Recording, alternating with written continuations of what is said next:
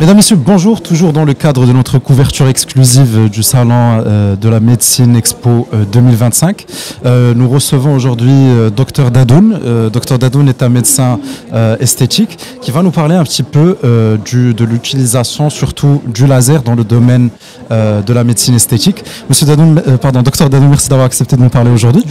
Pouvez-vous commencer un petit peu par nous raconter votre parcours dans le domaine et ce qui a fait qu'aujourd'hui vous êtes l'un des pionniers de ce domaine au Maroc?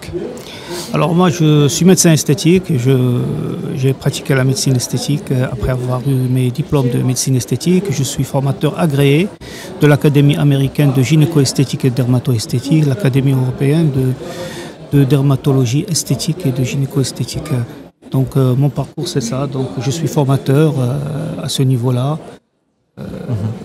Dans tous les domaines, dans toutes les conférences. Je fais des conférences, je donne des formations. Je suis dans le partage de la médecine esthétique. D'accord. Et on sait que dans la médecine esthétique, le laser tient une place de choix. Pouvez-vous nous parler un petit peu de cette spécialité et des différentes applications et des pratiques qui s'y relient?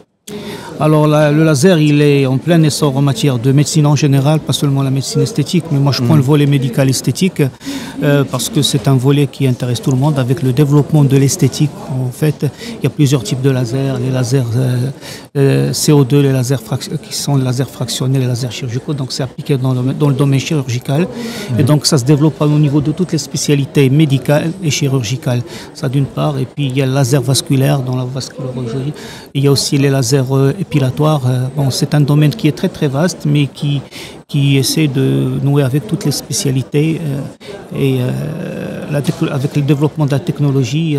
Donc on va actuellement avoir des surspécialités en matière de laser. D'accord.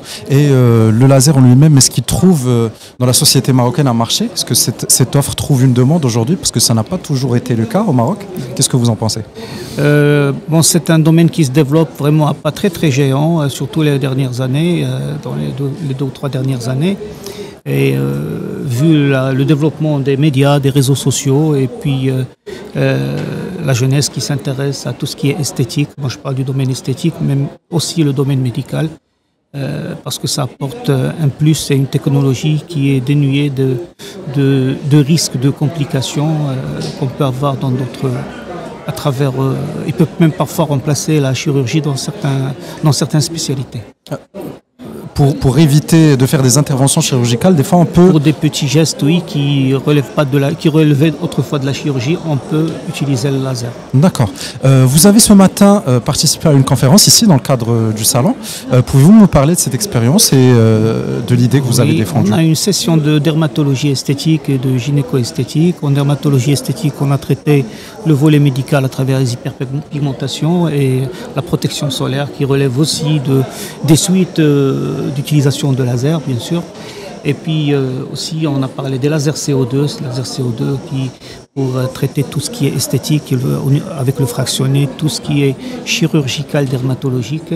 Et puis, on a abordé la gynécologie, mais au niveau du volet esthétique, en utilisant le laser pour traiter pas mal d'affections, c'est-à-dire l'atrophie, le relâchement, l'incontinence d'effort, l'incontinence de stress, et puis traiter certaines affections qui relèvent de l'esthétique périnéale chez la femme. Alors, docteur, vous êtes non seulement praticien, mais vous êtes également formateur, vous êtes conférencier. Pouvez-vous nous parler de votre point de vue plutôt global, de l'importance de ce salon, est-ce que vos objectifs ont été rencontrés ici? Quelle est la valeur ajoutée présentée par le Morocco Medical Expo? Je pense que le salon, la Foire Medical Expo devient une plaque incontournable dans le monde de la technologie médicale, à l'image de ce qui se passe dans les grands salons internationaux tels que celui de Düsseldorf, celui de Guangzhou, celui de Dubaï. Et je pense qu'on y va tout doucement, mais à pas très très sûr et très géant.